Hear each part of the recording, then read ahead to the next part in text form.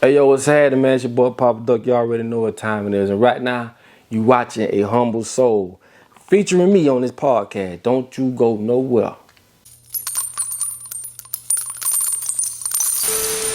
So let's get into it, man. Let's go. Humble Soul, man. Back again. We checking in another exclusive.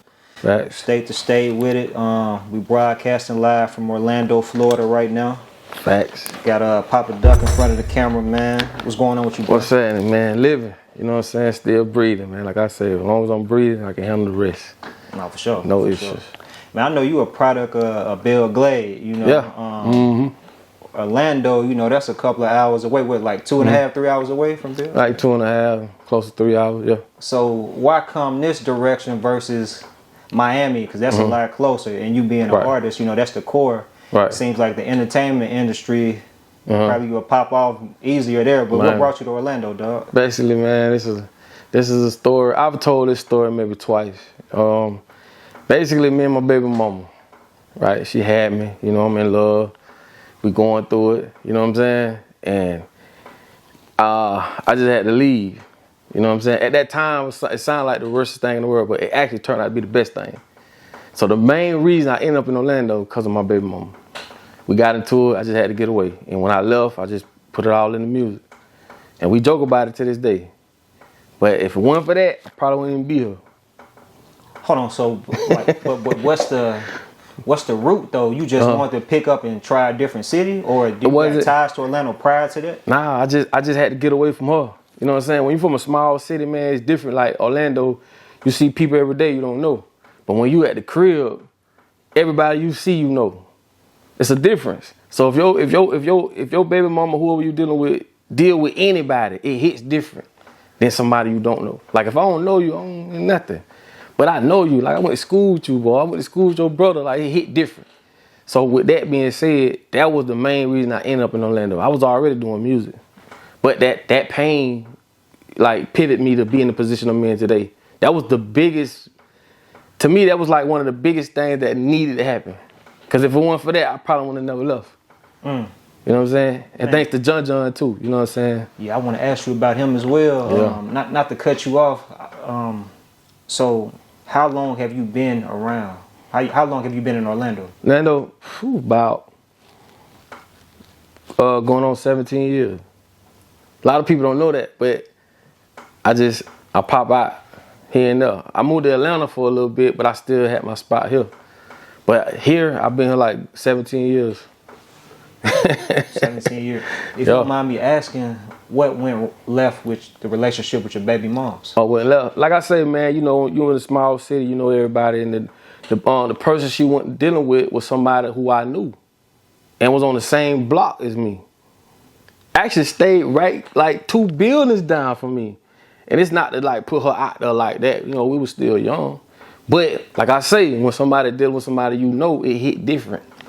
Had it been somebody I don't know, like it hit different. So with that being said and that being done, man, I just had to, cause I was young and wild then, you know? So I just had to, for my son's sake, you know, I had to go. I had to get up out of there. And so being somebody, a young man with pride, at this time you said you was doing music, but did you still have a foot in the streets as well? Of course, yeah. So did that pride get to you? Did you want to harm the dude she was dealing with? I just ain't never been like that. I never fought another man for being a man. Never. Still spoke to him. Still, what's up, bro? I just knew how far to go with it. You know what I'm saying? I just look at it like I know it just solidified what level of relationship we had. Still to this day, man, what's up, bro? I don't never blame a man for what they did. Ever. You know what I'm saying? That was that. Now, what was the hurtful part? Because y'all still had ties? Were y'all still dealing with each other? Yeah. Or was it solely just a co-parenting? Nah, we was dealing with each other. So you felt like she betrayed you or cheated on you? Yeah. So that's what, okay, that's the root. Yeah, that's the root of it. And the way it happened, you know what I'm saying? Like I said, at that time I was in love with her. You know how they go. You know what I'm saying? In love with her, and that happened. At the time, I couldn't see the blessing in that. But if you know, as of right now, if I had a choice to go back and change it, I wouldn't change it for nothing. At all. So that was the best move that happened to me. Okay. Because that put me in a position to be in Orlando, to be in that mode. You know, I know how I feel to just rock bottom. Like, you know, I don't care. Like, hey man, I'm here, heck of my city, bro. We pulling up in the hood. Like, my mind on like, man, I ain't worried about none of that. Let's just put the focus on this. Okay. So that gave me some clarity, because you know, sometimes a person can still be attached to somebody they had previous dealings with, but they not with them no more. But they still feel like that's they lady or they guy. You know what I mean? But this case, you were still like actually tied in with it. Yeah, I mean, if you don't mind me asking you, like, did you ever like step out on her before that happened? I mean, we've had like, you know, me being, you know, us being men, we young. You know what I'm saying? So like I say, it was a learning experience too. You know, and I'ma just say like, yeah, I've cheated on her before. You know what I'm saying? Honestly. So it is what it is. It's just at that time is what it was. Like I say, we was young. It just felt different. Yeah. It just seemed like it's different. It just didn't make sense then, but now it make all the sense in the world. Cause like I say, that was the best pivot I made. I can't say that enough. You know what I'm saying? Cause without that, I don't know what would have been. You get what I'm saying? Yeah. So yeah. Nah, for sure. Well, we ain't gonna dwell on that too much, man. But that's dope for you to be vulnerable, right? Open up about that, man. But I guess taking it from the top, so that's what led you to Orlando. It wasn't also the focus of the music or nothing like that. Just a new beginning. New beginning, man. And John. So I mean, I'm speaking to him, man. So that's somebody that was a close friend of yours who passed away in a car accident. Yeah. And I heard the song that you did in memory of him, kind of like highlighting everything that happened. You getting the call that he was in the accident.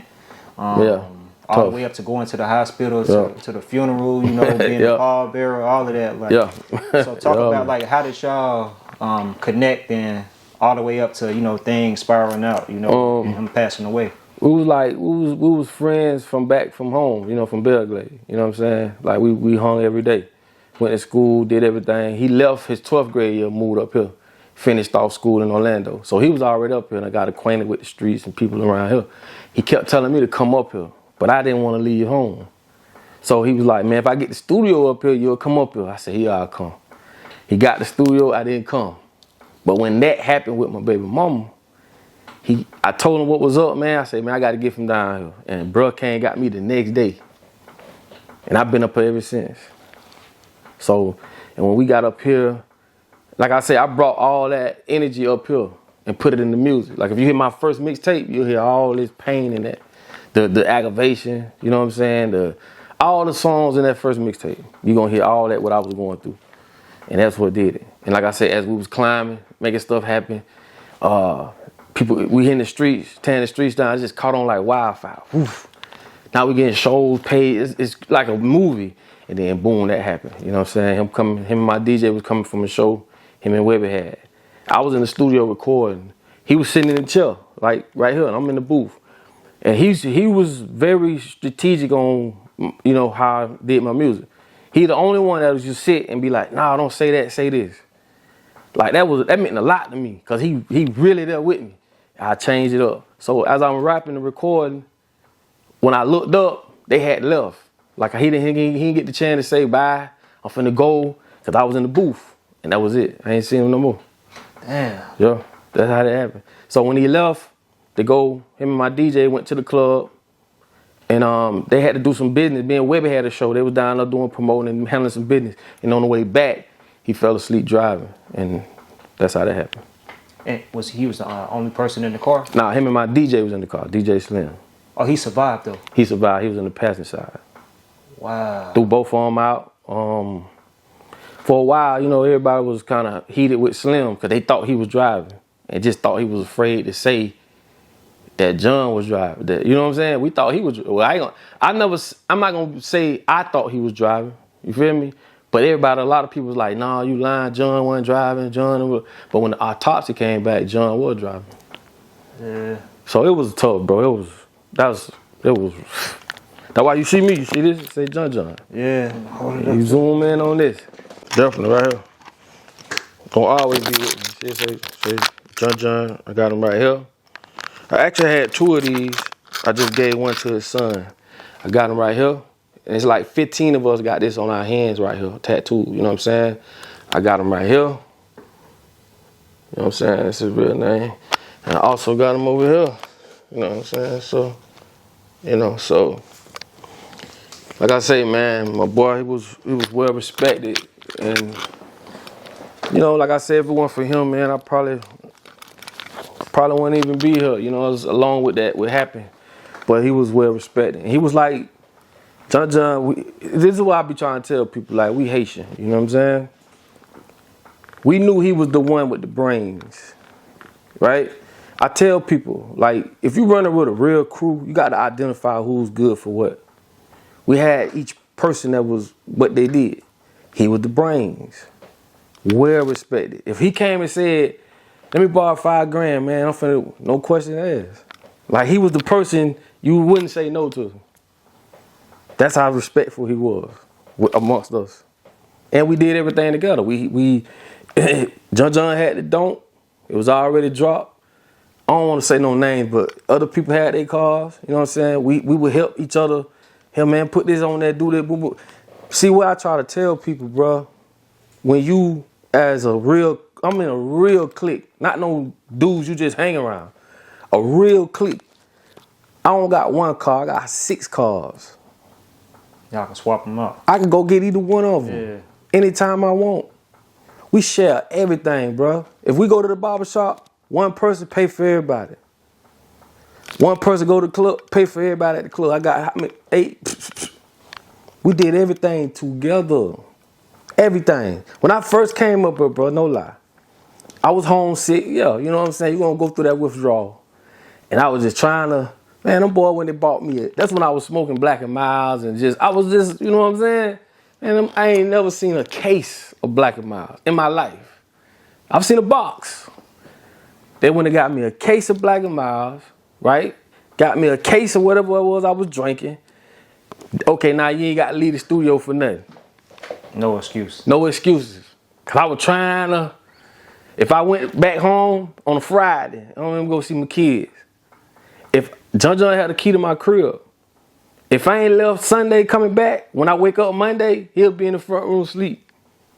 He done been a canine there to get me. Like, come on, man, cause he wasn't gonna let me just slip back into, cause he know what was going on back down at the crib. You know what I'm saying? Belle Glade ain't no place to be playing with like anybody else, anywhere else. That ain't no place you just wanna come be around and just be playing around like that. That ain't that type of place. So, like I said, one for him, I probably wouldn't be here where I'm at. And that's real love, bro. That ain't no, that's why I say we did everything together, bro. Everything. We ate each other food, bro. Somebody get a plate of food, we eating out that bit like we did everything together, dog. That's why I tell people, man, if you real, like you got a real crew, you need somebody who got this, that was born with this, that you can't just teach. Let him lead, man. He know more than you, he's smarter. And whatever you good at, he ain't. But if he good at that, you good at that, y'all got all bases covered. How many crews you know like that? Exactly.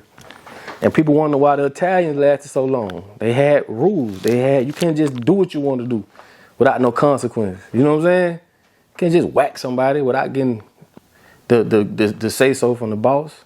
So that's that. Man, you have one of your favorite memories of them? Yeah, man. That you share? Couple. I'm gonna be real, bro. Like I say, I remember one time my baby mama, right? Her car about to be repoed, right? That's when I had first kind of got up to transitioning, you know what I'm saying? So I told him about it. I said, man, she back home, we got my kid, man, they about to, I'll never forget it. The next day he came, he said, come on, let's go.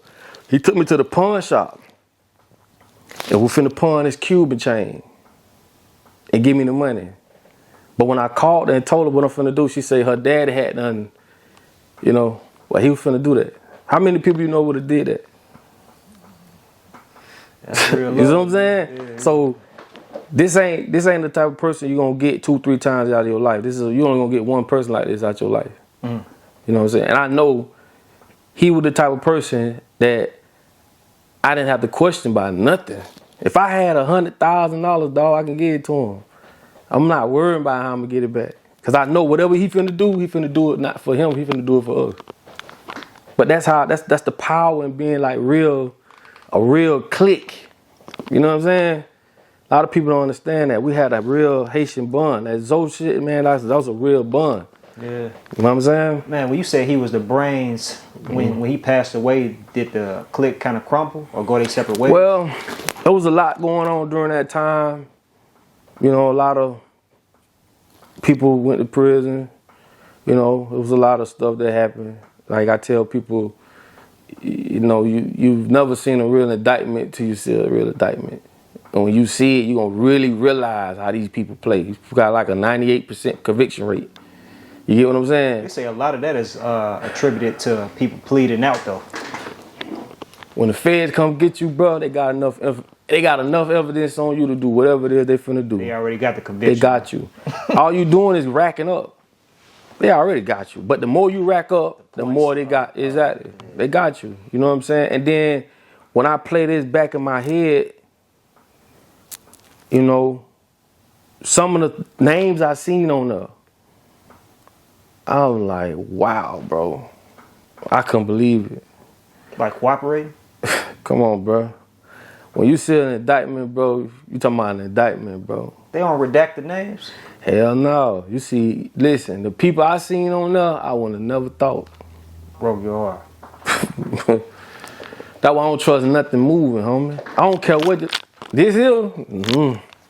I seen it. I know what it looked like. You know what I'm saying? You don't have to convince me. And I don't want to convince you. But I'm telling you, ask anybody ever seen a real indictment. I'm big gonna have the dog name on that bitch. Anything and everything moving, dog. Anything and everything moving. Gonna be in that paperwork, bro. The addresses, the vehicles. Man, everything. Everything you could think of. It's sold up. Why you think they plea out? You'll be a damn fool to go against them. Unless they beat themselves. Because sometimes they'll do stuff that's illegal and get thrown out. That's a lot of times how their cases get beat. You might be lucky to, you know, I know a few niggas have beaten a Fed case, but it wasn't always, it was a lot of technicalities and, you know, just stuff like that. But just for them to not say, I don't got enough evidence on you, that'll never happen. They'll never close the case if they ain't got enough evidence. Anybody know that, bro. And this happened after you moved to Orlando or prior? Well, yeah, after me moving up, you know what I'm saying, and just, you know, just how everything was going, you know. So that's just how that went. So, man, taking it back, man. So, man, I want to get into your life story for sure, like your upbringing. But you don't mention a couple times that y'all had a Haitian bond. You Haitian. Are you first generation? Did your parents migrate over here, or were they born in America? Actually, my mom is American. My dad is Haitian. But I'm more like with my Haitian side with my dad. I have a Haitian name. I got my sisters, my brothers. My uncles, cousins, and all that, you know what I'm saying? Haitian, you know? So it's kind of good to have best of both worlds coming up, you know what I'm saying? I used to, when I'm home, my mama, we did American shit. But when I'm with my dad, like I would be places and the women would feed you. They would bathe you as a child. So you know what I'm saying? They put you in the tub, they bathe you, and when you eat, they feed you. You know what I'm saying? It's different. It's definitely like that today. You know what I'm saying? But because, you know, American women don't have that culture. And I'm not saying that it can't happen, but I'm not gonna get on here and lie like I ran across a bunch of American women that does that. No, I haven't. Not saying they won't, but you know how people be. They'll make it, nah, man. That got to be instilled in you as a culture. That's a cultural thing. And we don't teach that in America. Like when you be Americanized, when people come from other countries and come over here Americanized, they be stripped of their culture. That's all that be. Was your father, your father got family in America too though? Or he just came over? They met in Florida? Or? Yeah, they met here in Florida. But you know, like my dad, he came over here like on a raft, on a boat, illegally. I remember when I was younger, my mom and my uncle was went to the camp, and they at night they let the fence up and shit. About 10 people ran out that bitch. My dad and one of them came out of, but he ended up marrying my mama. That's how he was able to get his paperwork and stuff. I still got cousins over here that I just got a brother just came over here the ending of last year. So you still got family, a lot of family in Haiti? Yeah. We talk to them all the time. Man, what do you think about the like everything that's going on right now with the violence in Haiti? Even with the prime minister, he announced that he gonna step down once they get everything in order. But they saying that it's still like a lot of bloodshed over there. Would you still having family over there? Like, have they personally been affected by it? Or are you in communication with them? And what's your thoughts on everything, dog? I mean, like I say, man, that when it comes to man screws up everything. You know what I mean? People look at Haiti and other countries like they poor, but they're not. They're rich in resources. You know what I'm saying? And man will come and strip them of the resources. So you get all that going on over there, it's because of, just like over here, it's just lack of funds. It's lack of money. You know what I'm saying? Money is what separates people. You get what I'm saying? You can't live in a certain area if you don't make a certain money. You feel me? People don't look at it like that. Like if you make $40,000 a year, bro, there's no way you can live over there. And this is why I get on a lot of people with the 50-50 thing. A man should pay everything. They don't understand. Like this is a setup. Just like you see Haiti going through what it's going through. Not just Haiti, but it's the same thing over here, just on a different level.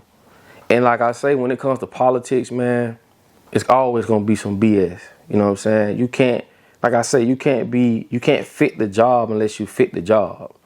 They're not gonna put nobody in a position that's gonna help motivate and help, uplift their people. It'll never happen. They're always gonna put people in position that's gonna go along with the plan.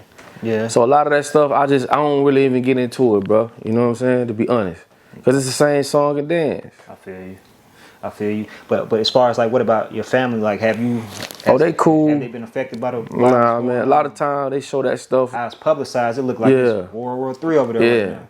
That's like everywhere, man. I had to learn. Everywhere has a poor area and a rich area, and in a middle class area. Not everywhere over there is like that. But the TV will make it seem like the whole Haiti just going through it. No, it's areas, bro, that's still good that you can go in. You know what I'm saying? So like my peoples and stuff, and a lot of other people, a lot of my partners have been deported. Yeah. They not around a lot of that stuff. Yeah. You know what I'm saying? Man, speaking of like being Haitian, just on the outside looking in, I've heard a lot. And then when it comes to like the rap industry, you hear a lot about like the Zopound, in Miami and just in Florida, and Macazole and all of that. Shout out to Macazole. Did you have any ties or any connections to them? I've spoke with Macazole on the phone. Man, what bro name? Red Eyes. Yeah, I fought with them. The whole movement. Actually, them boys came up here in Orlando and they found us and came to our studio. Talk about that. Yeah. So basically, when he came, I don't want to say no names, but when they came through, they gave me the whole rundown of what it means. What Zopound. You know what I'm saying? The whole how it started. Woo the woo. And they basically saluted us for what we was doing at the time. You know what I'm saying? Just being Zoes and repping that shit. Because you got to understand, a lot of niggas weren't repping those Zoes when we was like, you had niggas doing it. Don't get me wrong. But not a lot. You know what I'm saying? So when we came through with that music, people know what Papa Duck means. You know what I'm saying? So they know what time it is. Like, we was the only ones, probably the first niggas in Alabama selling Haitian flags for $200. $200 a flag. All because it wasn't like we were trying to make no money. It's just the way when you coming from Florida, dog, the way we came with that swag and we Zoes, you know what I mean? They fell in love with that. When I say they, I mean the street niggas, females, and everything in between. It wasn't no beef, no none of that. It's just like, damn, that's just something different. We came through, we did. We rep Zoes the way we supposed to. And when it came from that, man, like I say, from Homestead on up, man. And I had people calling me from France, different parts of the world, bro, just embracing the fact, like, I like what y'all doing. You know what I'm saying? As Zoes. It was bigger than what I thought. You know what I mean? As far as, like, people that was paying attention, Because we rep that. You know what I'm talking about? We rep that. So, like I say, when them boys came up here, found us, came to the studio, and broke it down to us, it's like it was love. And every time we went that way, it was love. You know what I'm saying? It was love. The ones who really put foundation into that, you know what I'm saying? It was love. Yeah.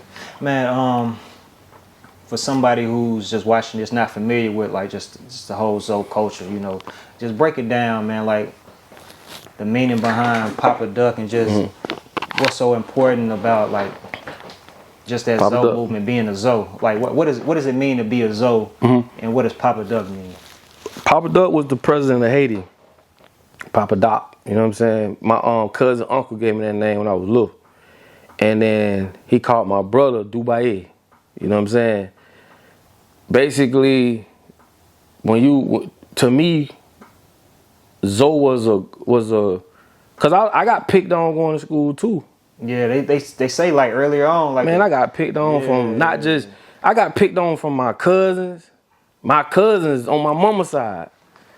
You feel me? If we playing football and I drop the ball, Haitians can't catch. That shit just made me so motherfucking mad, bro. Everything was about Haitians, bro. Haitian can't catch. Haitian can't dress. Haitian is Haitian that. My name is Weegans. That's my real name. It's Weegan? Weegans. I ain't never ran across this name ever in my life. With a Z at the end? With an S. S. Yeah. Weegans. Never heard it before in my life. Hated that name. So when I go to school, of course I got picked at. You know what I'm saying? And not only that, it's like my daddy would come around at the time, you know, with Zoe wanna wear these little tight ass shirts and you know what I'm saying, they got the pinna loafers on, whoop the woo. So I'm getting picked at like a motherfucker, you feel me? So it's like going through that, having both the best of both worlds, man, it kinda like when we got to the point where we was able to rep it and paint the narrative of it, we changed the game of that. You know, it wasn't no more. It went from getting picked on to it's like now we here on all levels, and it was more like a, you know, it was love, but it was more like respect. Like give us our respect. You know what I'm saying? Or that's just what it is. Like and to this day, I don't even got to talk about Zoe. We well respected. You know what I'm saying? But that came from the transition from. You got to think, a lot of these Zoes coming up today, they mama came here in the 80s. They grew up here. And these Zoes ain't playing, bro. They ain't having it, bro. These Zoes ain't playing. From exit 1, Homestead, on up, they ain't playing. It's a different time. Because back then when Zoes came over here, they ain't want to be associated with no police. Like, I used to tell a Haitian person, I'm going to call the police. No letter. No police. Because they could go be deported. You see what I'm saying? But fast forward, them having kids over here, and them kids, they got their citizenship here. Yeah. They ain't finna get deported. Man, come on, bro. Man, these old finna, you know what I'm saying? But it's all love, though. But that didn't come easy, though. That's why I be wanting people to understand. That wasn't like, Zoes was, no, nigga had to work and fight for that. And my thing with this, bro, anybody tell you, wherever we go, if you Zoe, you in. Like, we locked in. Ain't no, we have to build this bond, bro. Like on some BMF shit. We Zoes, bro. If I can go to Tampa right now, hit my little homies up. I got 50 niggas with me, bro. Easy. And I don't know just trying to show out. It's just like, this is what it is. And we going city to city like this. Like, this the respect that I'm talking about. But this puts you aside of everybody else. You know what I'm saying? This is not no joke. You know what I mean? This is real. This is real life right here. Yeah. So Zoe is just another meaning, another word to say you Haitian. Yeah, Zoe, bone. That what it mean. Like, but Zoe is just like. It's just, man, when you see that Zoe, man, that Zoe Nation, that Z, bro, it's like, it's the struggle, bro. You know what I'm saying? If you ask a lot of Zoes, especially from Miami, like how y'all came up, man, them boys came up fighting, shooting, doing whatever they had to do to get a nigga off them. So that shit ain't just like, oh yeah, you Zoe. Nah, man, this shit is real, bro. Like, this ain't no joke. It's a lot of niggas that done got deported. Ain't coming back. You know what I'm saying? I got partners over there right now. Niggas cash apping them. You know what I mean? Make sure they straight. But I got cousins in motherfucking Bahamas. Done got deported. G shit. In Chile. You know what I'm saying? That's why I be telling people they ain't no joke. Especially when you ain't got your paperwork. You can't just be running around here playing and, you know what I mean? You ain't got your, man, I'm gonna send you back. And then you out there, now you gotta, imagine you get thrown off in Bahamas. You don't know nobody, bro. Nobody. It's a whole, that's why I say and that's why I want you to understand, most people in America or wherever they from, they got their citizenship. They ain't gotta worry about that. I mean, they got other problems to worry about, of course. But just saying, your son finna get deported and you don't know where he gonna be at over there unless you got people over there, that's hard, bro. You know what I'm saying? So you feel like it's a lot of people who've been deported and they just lost complete contact with their family? Yeah, bro. Yeah. And like with Haitians, bro, like even right now today, I pulled up in my truck. I just picked up a truck full of clothes. Right now, I got like 6 duffel bags of clothes that we wash and send them back home. Yeah. Are you still tapped in for real, for real? Come on, bro. Talk. You have to send, cause I'm gonna tell you something, when you got family over there and you ain't really like, cause they look at over here like you done made it. Paradise. It's paradise. So you got people over there and they look at you like, man, you ain't sending us nothing. You ain't, man, when your ass go over there, man, them people might do something to you. Like you don't win Hollywood. Huh? Yeah, because they don't, the stuff, pull out this, I never told this story. Before John passed, he went to Haiti, right? He took $2,200 because he was only supposed to be up for like a weekend, right? But he took all hundreds. But when he came back, he hadn't gave all his money out because he have no, ain't got no change over there like that. You giving out $100 bill, that's a lot of money to them over there. He seen a couple homies from the crib, Kiki them and all of them got deported. He see them, so what he did was when he went and he saw how it really was, right? How living in Haiti really was. When he came back, he was dead broke. I picked him up from Miami Airport. That man made me pinky promise him, right? We grown men, bro. Man, Duck, pinky promised me, bro, we'll never throw away no food. I said, yeah, man, no, pinky promised me, bro, we'll never throw away no food, ever. And I made that promise to this day. If I go out and eat, I clean the plate, bro. I done had waitresses and all like, damn, you was hungry. I'm like, nah, bro, this is bigger than me eating this food. I don't throw away no food. So if I see somebody got clothes or they trying to do, give them to me, bro. We sending them back. And that's what we do. That's my way of giving back. My partner in there, that's in there, same thing. Oh, he Haitian, yeah. I can hear from Bahamas. Yeah, you might, yeah, cause I was gonna ask you, I can hear the accent. He from St. Lucia. But okay. And they send stuff back to St. Lucia. This is an island thing, bro. It's bigger than just, cause when you come to America, dog, you really spoiled. And this is what I learned. There's levels of poverty. Your poverty may be another person's kingdom. You gotta be weary of that until you really go somewhere and really see people walking around with dirty clothes. You know, no good running water, no electricity. That's poverty. Being over here, you might be living in a rooming house. Man, them people would love to live in a rooming house. You get what I'm saying? So you can't lose sight of that at all. So not for granted. Yeah. You can't. And when you do, that's when you become poor spiritually. Like you spiritually bankrupt.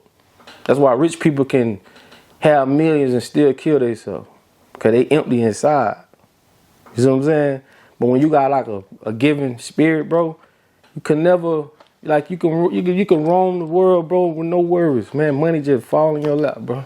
What do you think is the key for the people tuning in that may not understand fully? Like, what's the key to staying grounded? Because you see, like somebody like you iced up right now. You know, you've been opening your music about like in your interviews, you done touched a lot of money. You know, all of that, bro. Like, but you still taking time out to give back. You got to. Like, what's the key to staying grounded in your opinion? Just never forgetting where you can be. For one, you get what I'm saying? Like, I don't let nothing get to me, you know?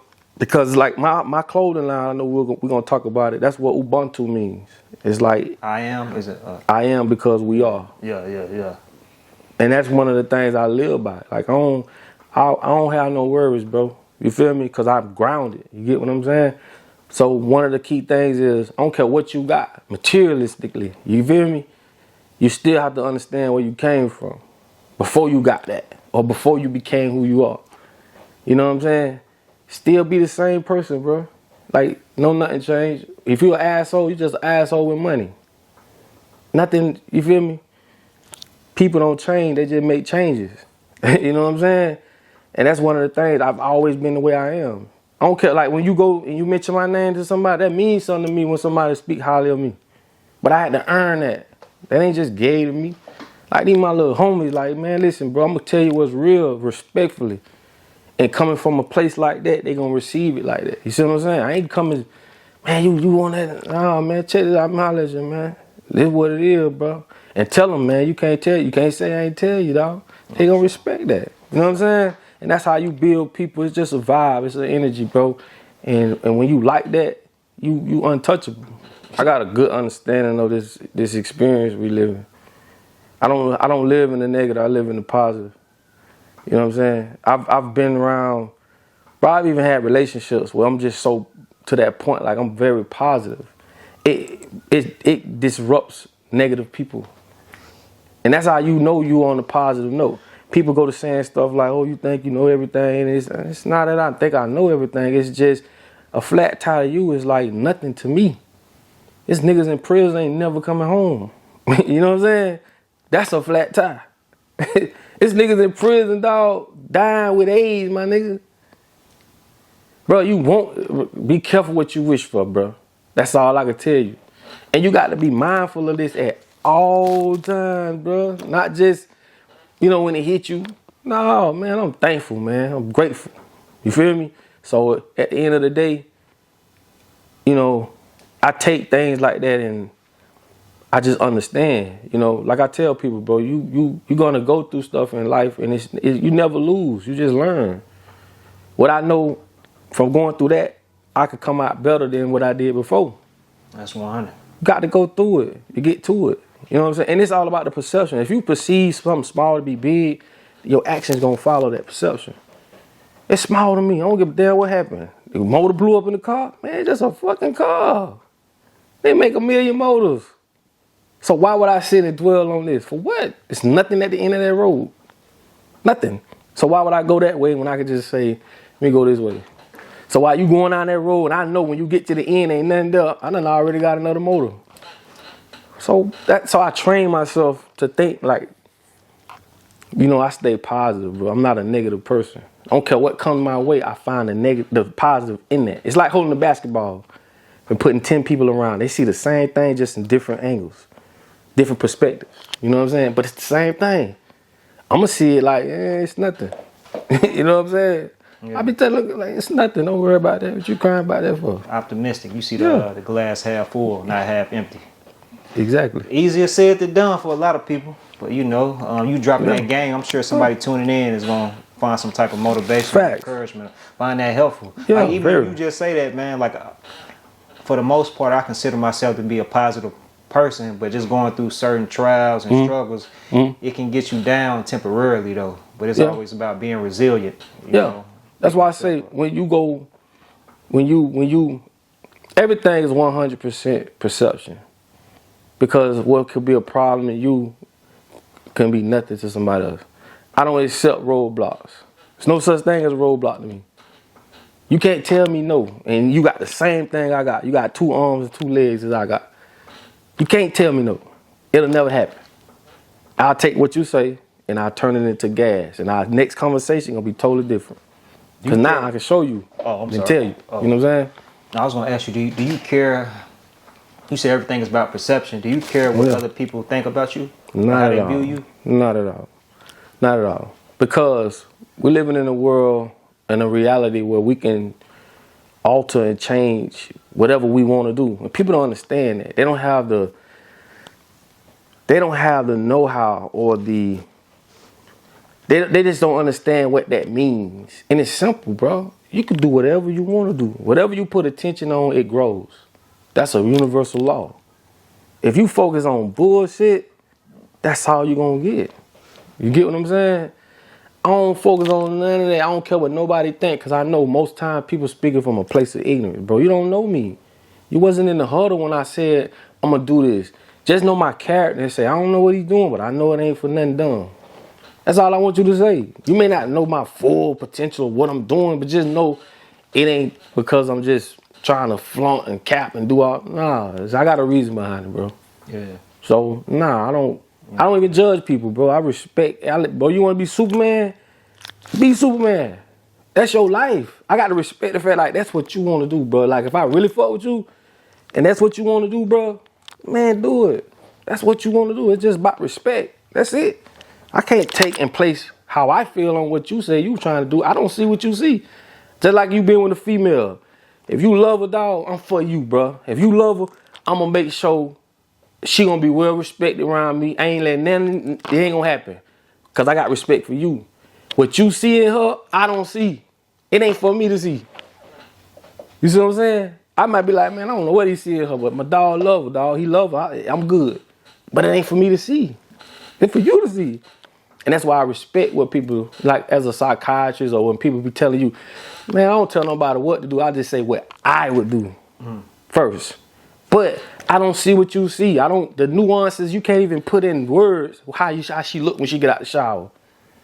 Like how you see her, you can't even put it in words. It's just emotions and feelings. You know that. I don't know. Yeah. You might see her shit jiggle or certain. I don't know.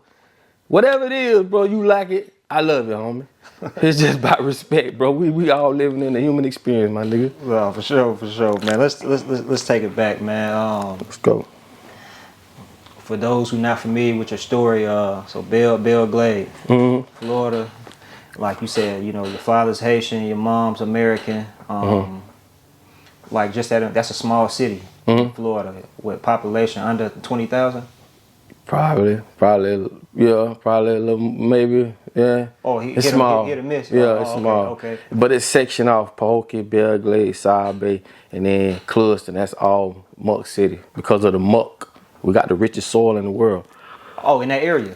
Yeah, it's called Muck City. You could literally, when you come to Belle Glade, it says her soil is her fortune. As a youngster, I never understood that.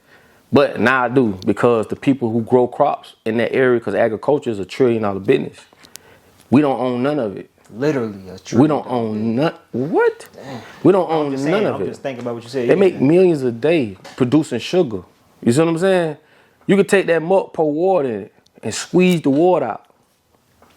When we grew up, bro, we had pear trees, guava trees, corn, cane, Florida plums, grapefruits, oranges, tangerines, bro, you name it. Bananas.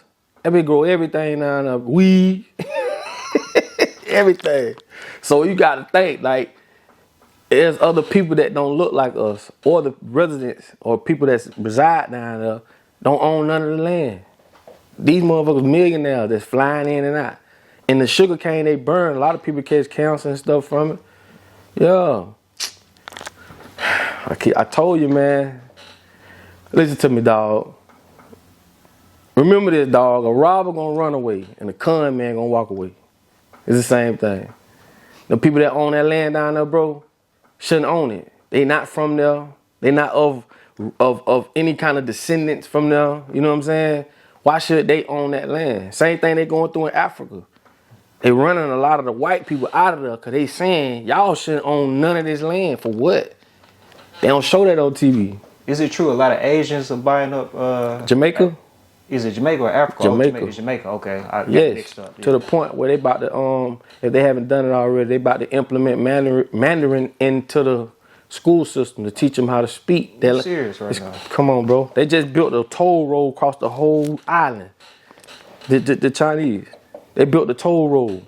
I wonder why we allow that to happen, man. It's like putting the. I told you earlier, bro. You only can fit the job if you fit the job. They only gonna put people in position that's gonna allow that to happen. You get what I'm saying? They're not putting real leaders in these positions, bro. You're not beneficial to us. You want to liberate your people? We don't want that. We want you to take this hush money, shut up, and keep things rolling. And you see the people with that type of mindset, 8, 9 times out of 10, they get taken out, dog. in one form or another. That's the difference between being killed and being assassinated. It's a difference in the words. Real talk. You get me? So at the end of the day, like I say, man, we living in a world, bro, that's like this reality has been given to us. And to explain that to people, a lot of times they can't comprehend that, right? And basically what I'm saying is, you've been born in a world where you got roads, cars, restaurants, and all that. But who gave you that?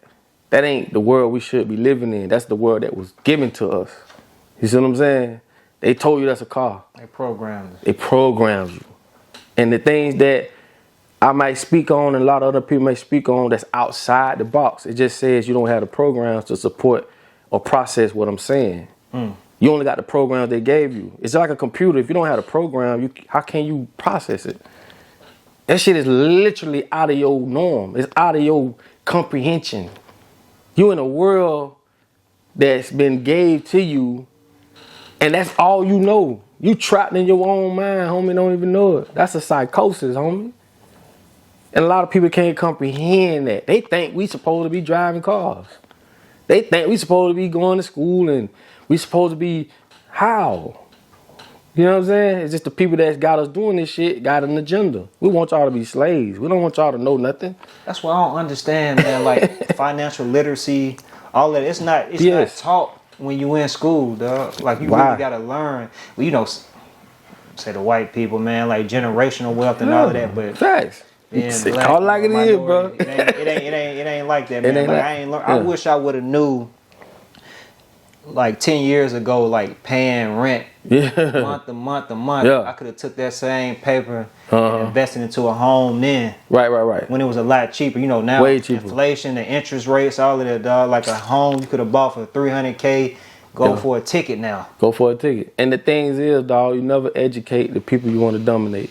Like, why would the capitalists send you to their school, give you all of the resources and know-how to overthrow them? It don't make sense, bro. You would never, ever get that kind of information going to school. That's crazy, man. Why would they? Man, I want to get, man, I don't know, get back on track, man. So let's do it. You was talking about the atmosphere down there. It's a city, but the way you described it, it sounds like it's kind of rural, though. It is on the outside, and we grew up chasing rabbits. That was our thing. That's how we made money as a youngster. We chased rabbits. We sold them $2 a piece back then. But we'll go out there and catch 100 and 200. You know what I'm saying? 300. Shit, hell yeah. 200 rabbits. How you catching rabbits? You got to either shoot them or run them down, right? Or stick your hand in the hole and grab them. They don't bite? Yeah, the black ones do. The black ones bite. We call them muck rabbit. They black. There's 3 types of rabbits down there. Right? You got a cottontail, which will blow your doors off. You cannot run him. Gonna run past your dog and everything. But he got the best meat. Cottontails go for $5 a piece. When you see the cottontail meat, you gonna know the difference. Then you got brown rabbits, just regular rabbits. You got them up here. You know what I'm saying? Then you got the all black ones, the muck rabbits. Them the ones that bite. But we grew up fishing, hunting. We grew up in an agricultural setting. You know what I'm saying? So if the world went to shit today, bro, I can survive because I know how to go out. I know how to hunt. You know what I'm saying? Skin rabbits. We know how to cook dig a hole in the ground. We know how to cook and use the ground as a pot. Dig what I'm saying? But like I say, in those rural areas, people today, they're more important and they're more valuable than city people. The reason they created cities was to take away all those amenities. You know that? Yeah, people that's in rural areas, they don't need that control. They got chickens, they got farms, they got water. They're self-sufficient. They don't want that. You can't even capture rainwater, bro, without going to jail. That's a crime, man. Yeah, like they own everything. You feel me? So it's like they don't want you to not just have that access. They don't even want you to learn that. You got people in the city, they won't even step foot with their feet on the ground. You're scared because they put those programs in your mind. Dig what I'm saying? I have the programs to say, shit, we swimming in canals. You know what I'm saying? We catching rabbits. We killing snakes and all kind of shit. So we don't need that. We don't need none of that. We can go out and get our own food. Man, I'm not familiar with that area. Is that by the water? It's by Lake Okeechobee, which is if you look at the Florida map, Lake Okeechobee is the biggest lake in Florida. It's called Lake. Matter of fact, the word Okeechobee in Indian language means big lake. That's the Indian word. You know, all this shit is Indian land. People don't understand that. Kissimmee, Tampa, Miami, those are Indian words. Those are not English, European words. They came and took all this shit. Think about it. Makes sense not on them. I ain't from, I wouldn't help. Tennessee. Yeah. That's an Indian word. Yeah. Atlanta. Come on, all these are Indian words, bro, that they came and took. When you traveling, look at the rivers. Oklahoma and all this shit. Those are Indian, that's the Indian language. But Belle Glade is right off the water of Lake Okeechobee. That's where they had a big bass tournament at. Every year. Every year. It's the biggest lake in Florida. So Belle Glade is like, it's a part of Palm Beach County. All that's Palm Beach County. You see what I'm saying? It's just out west. You see what I'm saying? But yeah, that's just like I said, like an hour and 15 minutes north of Miami. Okay. Right up 27. Lauderdale, Miami, Pompano, all that. What's the atmosphere inside your household like as a child? Shit, a lot of us. You know what I'm saying? I come from a family where on my mama's side, my grandma was well respected. Like if you knew them, everybody spoke highly of her. She was mean as hell to us. You know what I'm saying? But everybody loved that lady. They always had a good story to say. She always made us. They had like a little money, I'll be honest. You know what I'm saying? They used to have the corn trucks. And down there, like I said, anything in agriculture, you make money. You know, cornfield, that's what we grew up doing. Cornfield, cane field, whatever. They had like corn trucks, so they had drivers. So they had a little money, you know what I'm saying? But we still lived poor as hell, I ain't gonna lie. You know what I'm saying? All us sleeping in the room. Shit is like, I'm gonna be no exaggeration, 8 to 10 of us in one bed, homie. And it's only because, and I found this out when I was older. If our daddy went in the house with our mama, we couldn't go to our mama's house, only on the weekends. So I went to my mama's house on the weekends, but when Sunday come, I had to go back to my grandma's house. Why was that? My grandma just wasn't like that. She wouldn't allow it. She wouldn't allow us to be raised in the house without our daddy. So all of us, my cousins and shit, all of us had to stay with grandma. But it didn't have nothing to do with her being American though. That's just how my grandma was. You know what I'm saying? It's that tradition, huh? Yeah. You know, back then it's different than, you know, then and now. You know what I'm saying? Grandma's now 35 years old. Man, I was thinking that same exact number. So it's crazy you said that, 35. Yeah. It's the difference. They still maturing. So as a grandma. But now getting back on track, man. So multiple siblings, cousins, and all of that in one household. One household. At that age, like aside from like just hunting and stuff like that that make ends meet, like education wise, like what were you into? Like what was your favorite subject? Were you a good student? Were you mischievous? Yeah, you man. was into School. a lot. Like what was it like for you? I'm gonna be honest. My mama had 4 boys, right? And I'm the third oldest. So I got 2 older brothers than me, and my younger. All of us, especially my brother that's right over me, always had no issues with school. He had every college in the world wanted him just for his brain. My little brother got letters from every college for football. No exaggeration. No exaggeration. He got it, the same amount of letters for his brain. That's how smart he was, or is. I got kicked out my 9th grade year, stealing cars. Got back in, took me 6-7 months. And I got back in and graduated a year early. Yeah, I ain't never had no problem with school. I did spelling bees, I did academic games, safety patrols. I did shit that I didn't even want to do. It's just, I never had a problem with school. To me, I had this one history teacher. I only came on Fridays when he tested. And he told me, man, as long as you come pass my test, I don't care. I came every Friday to ace the test. He asked me how I aced it. I say, bro, you literally let us study the section you finna test us on. What kind of shit is that? And he changed it up after that. You messed it up for everybody else, huh? I was out of there though. You know what I'm saying? But I'm like, you let me, you showing us what you finna do. So I study it, take the test, and then boom, what the fuck? School was never no problem for us, dog. Ever. It was never a challenge for me in school, bro. Ever. I done got even my kids, bro, still to this day, they get honor rolls and all that shit. Schoolwork to me was a joke. Honestly. A joke? That shit was a joke. You didn't take it seriously? Not at all. Because it wasn't nothing I couldn't learn, and it wasn't nothing that made sense to me. Yeah. A lot of shit I was always a why person, even church. None of that stuff made sense to me. So you're not into the religion. We ain't got to do the religion politics. No, let's talk, do it. But we can get in whatever you want to get into. Man, but so you was gifted like academically, but you still in cars though, like so. Yeah, you just just stupid shit. You know what I'm saying? But that's not the background you came from though. Nah, man, it's just I did it all, man. We started selling dope in 7th grade. You know what I'm saying? 7th grade. One of my partners, his uncle had it. He used to get it from his uncle. You know what I'm saying? When you around that stuff, it's just the environment you in. You know what I'm saying? Man, we talked about the atmosphere inside your home. So like the actual like, so is this a hood you growing up in, or I'm in the hood, man? Is it apartment? I mean, like I'm in one little shack house on the corner, my grandma's house. And tell me the name of the area, the street. 6th Street, right on Avenue E. 6th Street and Avenue E. One of the most populous intersections.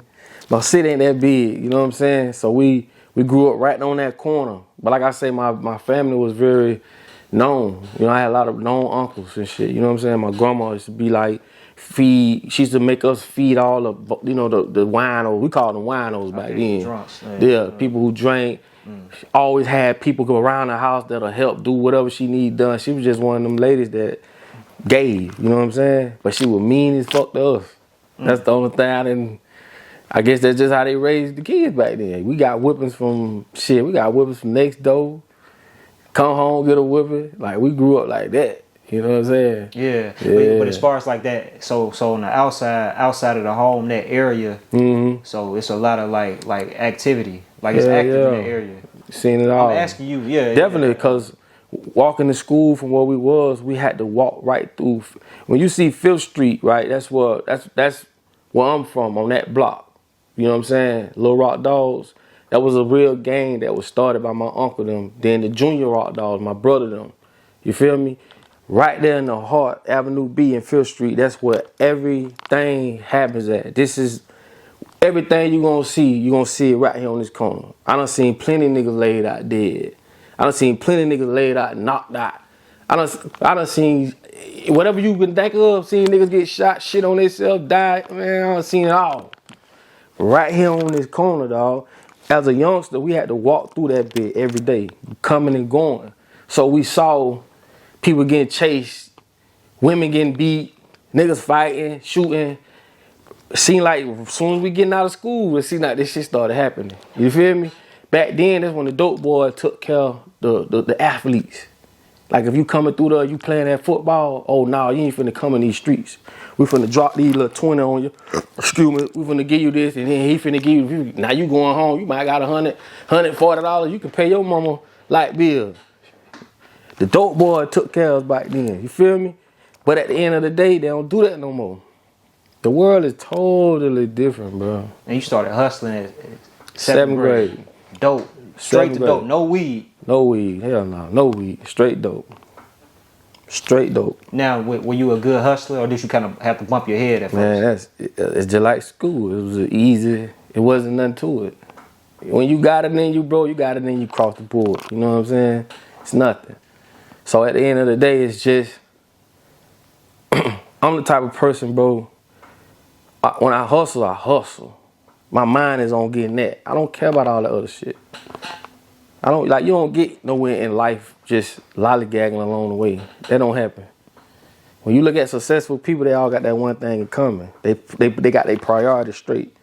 You see what I'm saying? The shit that might be fun to you is like, how can I have fun? I gotta get rid of all this shit. I don't think like that. Like niggas think backwards. Niggas wanna go hang out, pop champagne. What we popping champagne for? I always say this, let's cross the finish line first. Then we could do all that shit. How can I party, dog, and I got shit to do? That's all it was. So all that stuff was it was easy. Matter of fact, dog, dope sell itself. You just happen to have it. If it's good dope, right? It's good.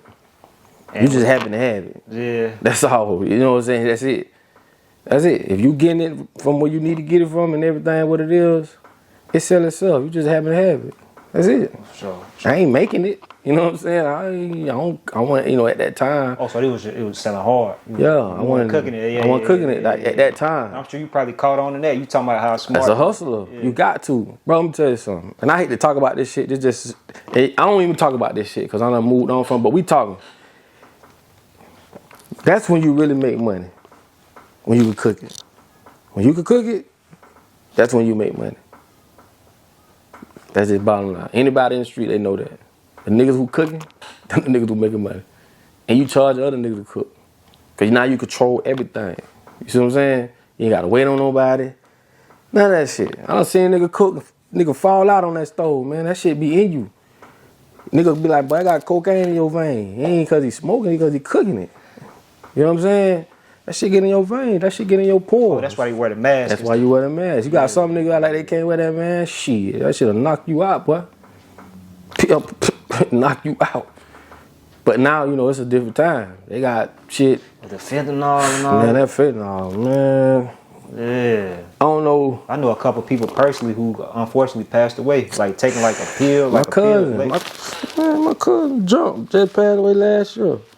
He's be on the road with me every day.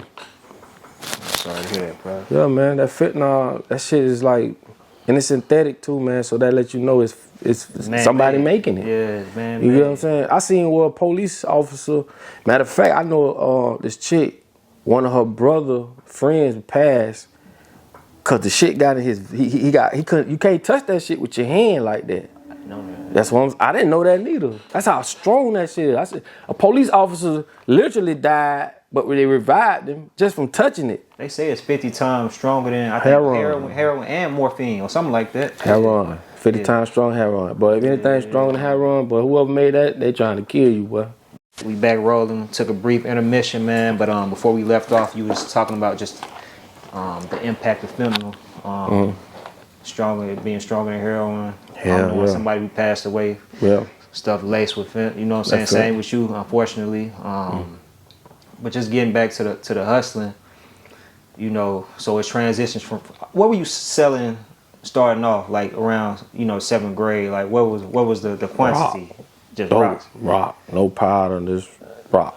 And I'm talking about like, so how much you probably like how much? Yeah. We would. It depends. In Belle Glade, it's different than where it was in Palm Beach. So in Belle Glade, they want it straight drop, meaning they want it pure as it come. And in Palm Beach, it was what they call whoop, meaning you could take an ounce and stretch it and make 2. But in Belle Glade, they want ounce for ounce. That's why you see niggas walking around bases and carts and they just bombed out because they smoking that shit like, you know what I'm saying, as strong as you can get it. Palm Beach, they smoking stretched or whoop dope. You know what I'm saying? Niggas could have a job and smoke that shit. You won't even know it. It ain't as strong. Functional. Yeah, it's functional. It's just not as strong as like some cities where they smoking straight drop. So if you just say like in Palm Beach, you know, you working off of you might be starting out with a quarter. You know what I'm saying? We starting out with a quarter. It's like 3 of us. It's just pumping up. You know what I'm saying? When you got cookies this motherfucking big, you can see your hand through them bitches. They so thin. They laid. They so small and thin. They big though, but they thin as a motherfucker. But if you go to another city that's, you know, gram for gram, that shit gonna be small and thick, but they gonna be strong as a motherfucker. So it's like we start out with quarters. You know what I'm saying? Half. Just pump up. Man, so how much you making, say, per week? If you could guess. If I could remember, like, cause I ain't gonna lie, we used to have to. I literally got into a situation with my stepbrother. You know what I'm saying? I ain't gonna call it day, that motherfucker up. But we got into a little situation, and we almost went to jail, but we didn't. We went to the holding cell or whatever. But he ended up telling my mama and telling everybody, you know, he was just spooked. And we had money in the TV. We had clothes that I used to go back home. We had clothes hid in my cousin's shed. It's just, he fucked it up. Keep it low key. Yeah, we couldn't. When you get money young, it's hard to hide it. It's very hard to hide it, bro. I used to have to, when I go back home, and I was in Palm Beach at the time, when I go back home, that's when I was able to do little stuff. Cause my cousin, his mama, she was on our ass, but she was a little more lenient. But I couldn't do that at home. I had to, all the hanging I'm gonna do, I do it over here. So, yeah. But it was like, you know what I'm saying? If I could remember, bro, sometimes you making $1,000 days. You know that young back then. You know what I'm saying? You said a day? Yeah, $1,000 days. Yeah, easy. Bro, you just happen to have it, dog. Cause once you build a little clientele, they gonna come holler at you. That's it. I'm not a greedy person. I always knew, you can have 3 solid connects, 3 solid people coming to you, and you good. You don't consistently need, though. Consistently. You talking like every day? Yeah. Or whenever they, you know what I'm saying? Yeah, and you wait for them. Don't step outside of that. If they ain't coming, you ain't making that. You got to have these principles about yourself. You can't be greedy. Yeah. At that age, did you know? You said it was hard to hide the money, but you weren't splurging though.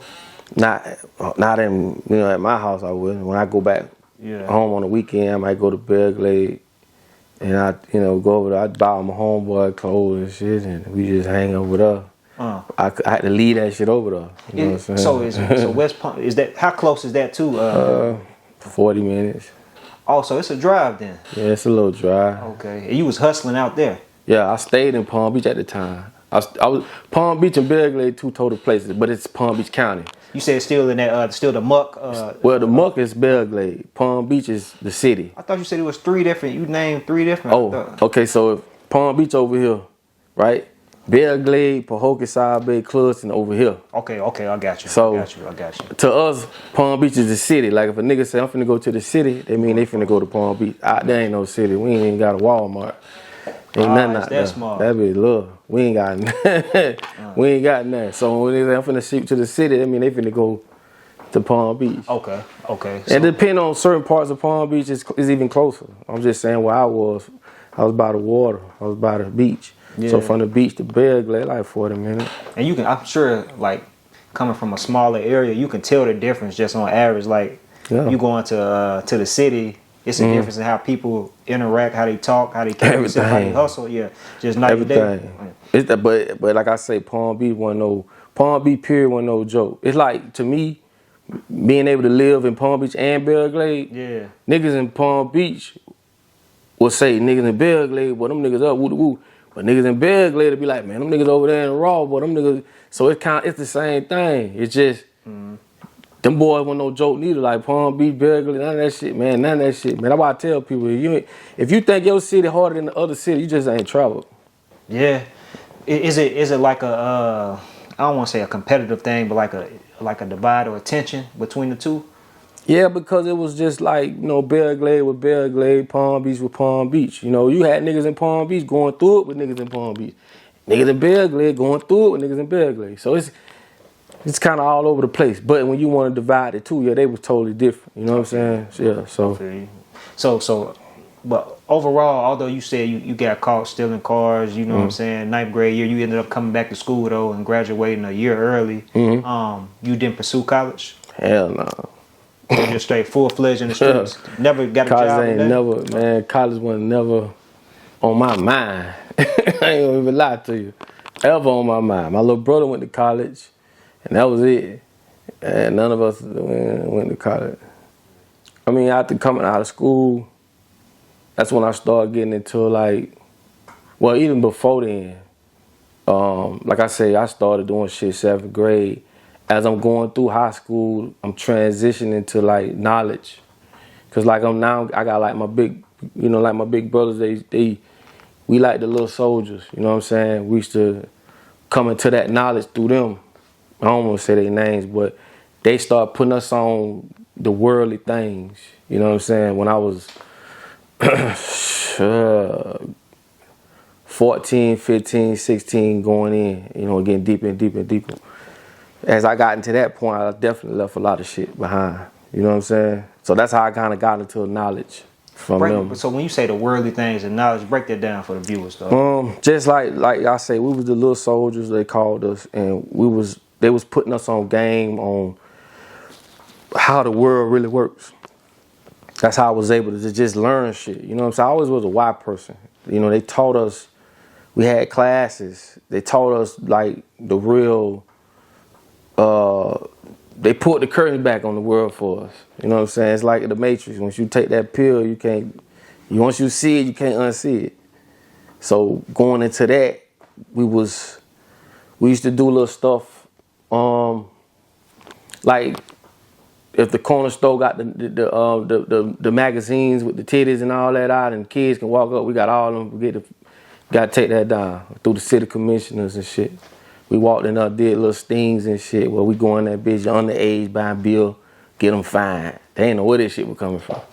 So we was working our neighborhood, like we the young soul. Like as you get into that knowledge, you definitely surpass people that's on your age in your age range. So the people I grew up with, I'm leaving them like spiritually, knowledgeably, and we just ain't on the same level no more. So the shit they did as I was going, I wasn't doing that what they was doing. I still did what I did, but it was more of in a conscious way. I feel you. So you awakening. You kind of awakening. That's basically what it is. Yeah. So that basically was that, dog. You know, like I said, I still did little shit, but I was awakening, bro, coming out that shit. So that just was that. Is that when you embraced music, or you always was dabbling with the rap, even like in school? Oh, with music? Yeah, I even started music like around the 7th grade. Same thing. Around the same time you jumped on the porch, for real? Exactly. My 7th grade year, I bought my first keyboard with my school clothes money, $400. I went and bought I went to the pawn shop, American Pawn, bought a Roland XP10. He wanted $418 tax. I didn't have the 18. I said, I got $400. He messed with you. He said to me, holler at my boss in the back, came back and he gave it to me. So that was a real, my mama was pissed too, bro. My mama was, ooh, shit. She was mad, but as I progressed and showed her this is what I'm, you know, once I really went to get it, then she kind of like, okay, this he ain't gonna stop. He finna do this. Yeah. So you have any like who were the influences back then? Musically, artist-wise? Yeah. I grew up in that era, man. 8 Ball, MJG, whole Dungeon Family, Outkast, Suave House, you know what I'm saying? A lot of Southern music.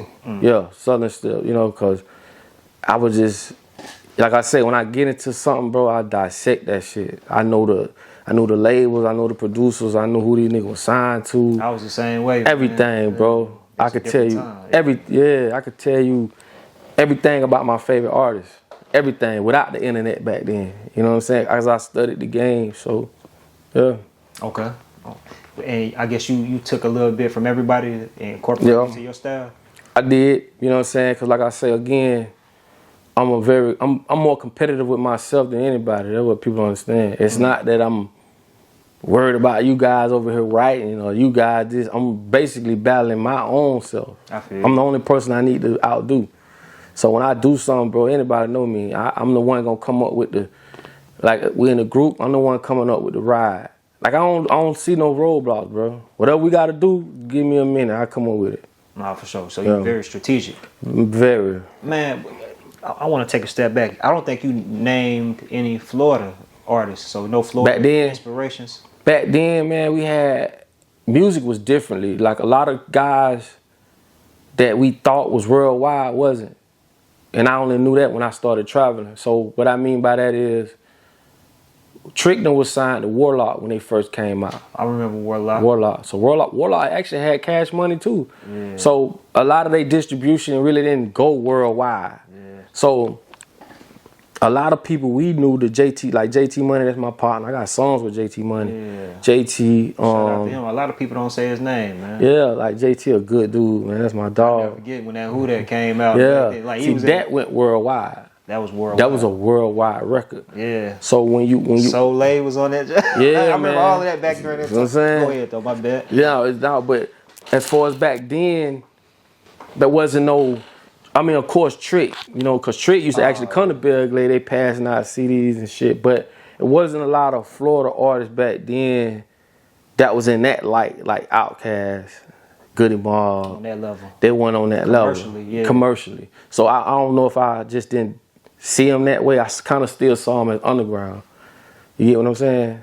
So it wasn't no real, besides like JT. Yeah, I grew up on JT, definitely. But in my music journey, these are the guys I was just, because again, I was getting into the knowledge. You know what I'm saying? Outcasting was into the knowledge. You know, Big Boy, Andre 3000. Yeah, all them. Andre 3000, the whole Organized Noise. Yeah, them niggas was as a whole. I exactly. Big Rube dropping game on them. Yeah, poetry. Yeah. So a lot of them guys was on that level that I'm transitioning to, in a sense. I already know that had to be difficult. You coming from a small city, the mind frame on the average person, they probably ain't gonna take a liking to the music, I guess. But did you still have to kind of pattern it a certain way so they could digest it, you know? Although you were growing mentally? I'm talking about as far as like from a creative point of view. Nah, I kind of kept it street. I wanted to gain financial stability and notoriety and then switch. Makes sense. That was my plan. I couldn't, because I knew how difficult it was. Like, the revolution will never be televised. Yeah. They're not going to promote that. So let me just give them what they want. Have fun. I'm still living life. I'm still, you know. And then boom, let's go on here to give them that steak. We gave them the applesauce. Let's give them that steak. Boom. That's it. Yeah, man. I want to ask you this before we dive full into the music. Like you mentioned earlier about you really don't know a real indictment unless you see a real indictment. Like around that time, did you personally deal with incarceration? Me myself? Yeah, before you transition. Nah, I mean I've been in that, you know, here and there, but nothing. Yeah. Okay, so that was never a real roadblock for you, really. No. You just knew people who went through that. Yeah. Like you still know people now who locked up. Yeah, and like I say, when you in and out of that, you know, that ain't even nothing to brag about. To be honest with you. So it's like I always knew, man. Like I'm too smart to be sitting in the jail or just. I mean, I've done a lot of shit that could have landed me there. You know what I'm saying? Shit I won't even talk about, but for some reason, I just never got caught up like that. Yeah. But I knew better though. A lot of times I just was like, I ain't finna just crash out. Yeah. If I crash out, my children gonna be straight. Yeah. I'm not just crashing out. No, fuck that. Man, speaking of children, from what I understand, you became a father at a young age. Yeah, very young. When did you have your first kid? I was in the 11th grade. Still in high school. Yeah, I was still in high school. I was sitting in class. I see my baby mama to the door. You know, they had them smaller windows. And she was, I got a pass went out and she told me she was pregnant. So it's just, that changed my life though. Because like I said, my dad wasn't in my life like that, you know. He wasn't? Nah, I got a song I just wrote called Daddy. It's on all platforms, man. I gotta check it out. Gotta check it out, bro. You gonna know from that song. I had to let it out, but I didn't want my kids to see me as I saw him. And I don't have no beef with him or nothing. It's just, it do affect you when you ain't got, you know what I'm saying, your dad. So, yeah, I became a child early. Actually, we had a bet who gonna be the first one. My ass was the first one. Out of me, John, all of us, I was the first one. Yeah. 11th grade. 11th grade. And from there, so how many kids do you got right now? 4. Oh, so he ain't get out of hand then? Nah, I ain't get out of hand. So it's like, crazy. Yeah, but like I say, my kids is like, the relationship I have with them is like I wish everybody would have. So we good. Multiple moms. Yeah, I got 3 baby mamas. 4 kids, three baby mamas. So what's that like? Juggling the relationship with each one of them. My first one was like my high school sweetheart. I had my 2 oldest from her, my 2 girls, and then my son came from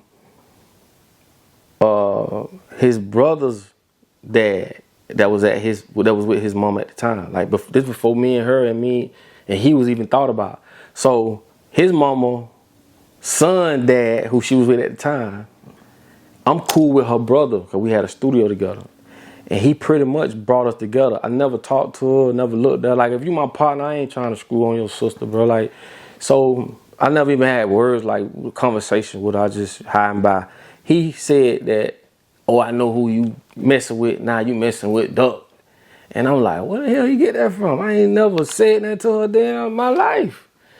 But him saying that, when she came around there, my partner was there, my other partner was there, and he was egging the shit on. He was like, oh, that nigga think that what he think? Oh, we'll make that shit happen for real. I'm in there like, man, shut up. Like, I ain't trying to. But when he said that, it just took off from there. She went to come around more. You know, one night she just came around. I was by myself, and she wanted me to come put a light bulb in, just trying me. You know, it just kind of grew a life of its own. And if he wouldn't have never said that, my son wouldn't be here. I never said nothing to this girl a day in my life. That's why I say sometimes, bro, you never know how stuff happen. And that's the same one that I went through it with, and I came up here. Made you come to Same one. So you see how that worked. It started from him coming in, saying that to her. That led to a child. And it didn't lead right away. It was years later. We was together. My son came. We went through what we went through, and that's why I came up in Orlando. So when you really look back at your situation, it's just destiny. Yeah, man. So I throw it in the air, let it fall where it may. That's why I don't worry for what. You can't, why would I worry about something I can't control? You got a blessing out of it, though. Blessing. See what I'm saying? So I see, and it's about the perception. Most people look at it like, oh, that's fucked up. No, man, that's the best thing ever happened to me, man. And me and my son like this, like that's my nigga. What? So even although you're not with, I don't know your current relationship. No, I ain't trying to dig too deep into it. But I'm just saying, as far as like with the moms, although we cool. That didn't cause no rift because you know certain parents can kind of try to brainwash the kids if they have a rocky situation with the father or the mom. You know, it did, but kind of bleed off into the I'm gonna say this. Okay, he said that led us to eventually get together. It didn't happen right, but eventually in months we got together, ended up staying together, ended up having my son. We went through what we went through. She cheating on me, ran me up here to Orlando. You see what I'm saying? So me coming up here, right? I focused all my pain on my music. For sure. I poured it all into it. It's the first time in my life I really experienced having I don't give a fuck attitude. I know how that feels. Meaning I'm coming to your hood, bro. I don't care how, all you niggas up here shooting, cause I'm from Belle Glade. You ain't finna just walk up on a couple niggas talking about, hey, on my CD. You don't do that in Belle Glade. A lot of spots you don't do that. You see what I'm saying? I ain't give a fuck. Look, bro, I'm finna just give me whatever you want to give me, bro. Give me $1, $2. I'm just here to, I ain't give a fuck. I'm in that mode. But I learned that success is the best revenge.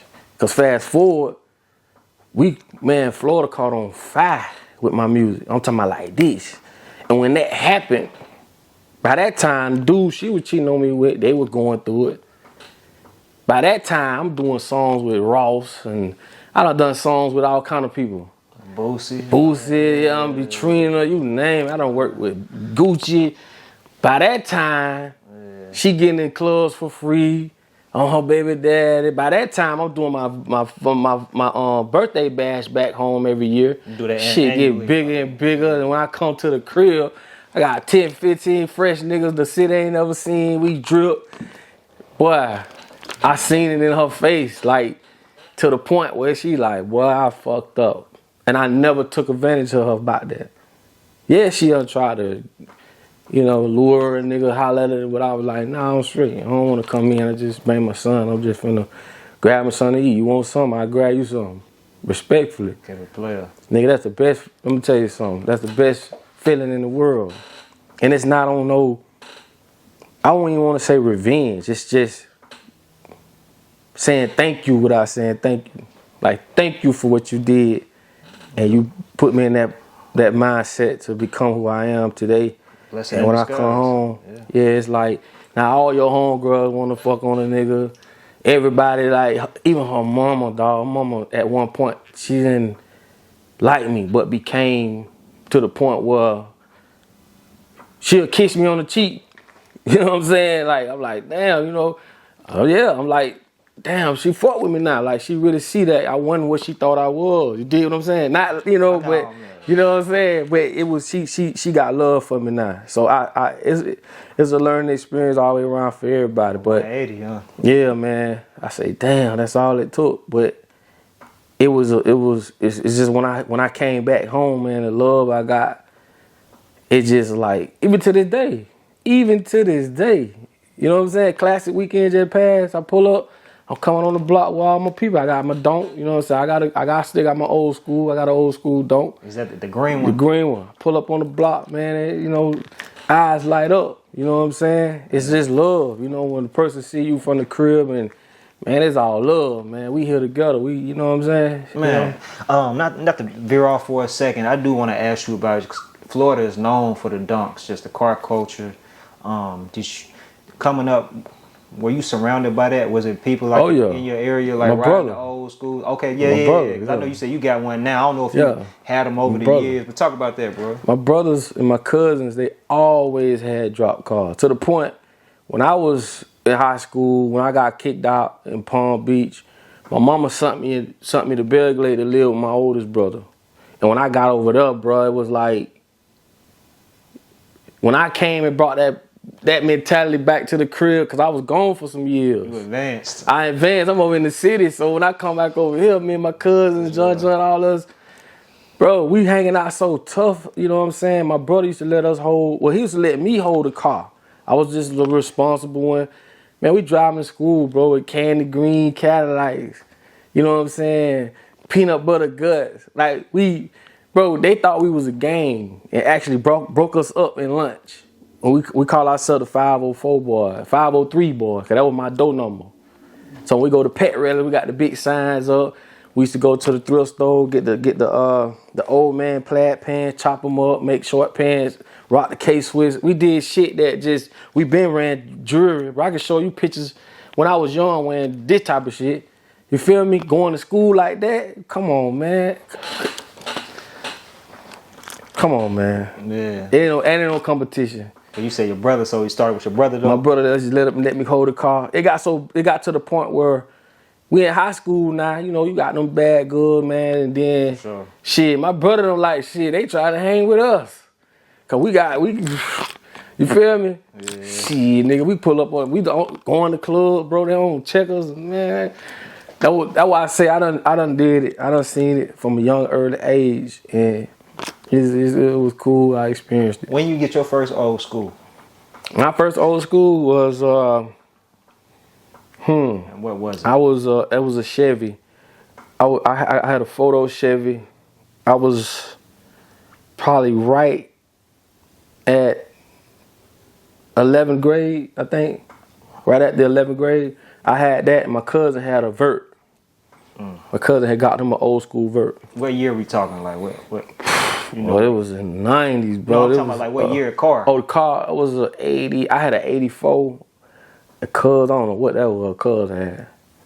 To be honest, it was convertible though. Yeah, it was a Vert. We used to call that skinny dick bike. We finna come through the school and skinny biking. Yeah, man. Yeah. So, but I was just curious, man. I know the Donk culture, just seeing, especially like in Miami, man. In Miami, but they ride with the 70. Is it 72? 73, 72s.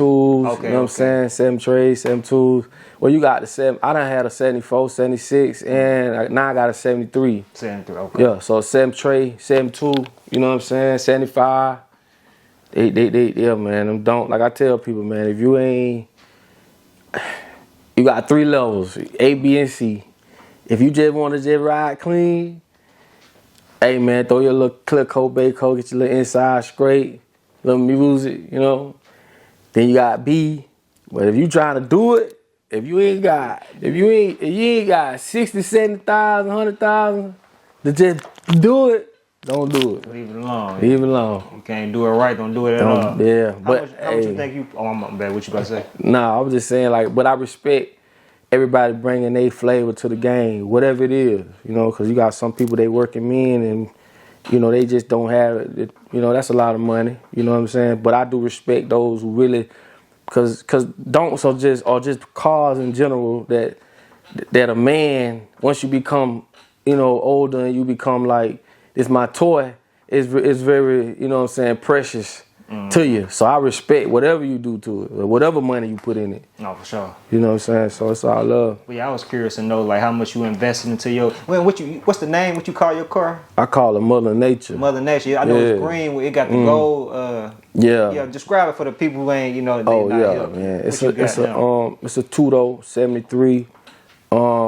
Custom inside, you know, back seats come up and down, sunroof. They got a train horn on the trunk. I got my name in that bitch, you know what I'm saying? So, what else? AC, everything was like a brand new car, damn. You know what I'm saying? So, but yeah, that basically with that car, I had a pink Donk, a 74, and I gotta tell people, bro, if you ain't even if you got the money and you go from shop to shop, it's gonna take you about a year to fix it up if you do it right. You know, if you're going from paint, or you're gonna do motor for, you wanna do motor for motor, whatever, paint inside, you know, rims, system, and all that. Like if you wanna do it right, it gonna take you about a year. And that's if you got the money and you know the spots to go. Cause a lot of these spots, they don't be what they say they are. That's why I sold mine. I wanted to get mine done for my birthday. I ended up getting it the following year, and it still wasn't right. I had to painted it 6 times. I actually told it from one paint shop to another, and I was just like, I'm done with it, man. It's just these folk. You know, back in the day, bro, we would drop a car in a month. 1 month, dog. Rims, paint, everything. So what I did, I kind of bought my car already done up. I added a few things, but that car come from Zach Randolph, the NBA player. Come on, man. You know. Yeah. I used to stay in Memphis, man. Oh yeah, that's okay. So you know, he used to play. Yeah. So when I posted it, the guy that originally did it, he contacted me. He gave me all the old pictures, gave me the whole rundown on the car. The car was like, he said Zach gave him $1 million, told him build 10 Donks. All them Donks was 100,000 or better. Damn. And that was one of the favorite ones he built right there. And so how did you get your hands on it then? I actually, one of my partners from Miami, he sell cars for people. Yeah. You know what I'm saying? He's one of them guys that, if you got a car and you trying to sell it, go to him.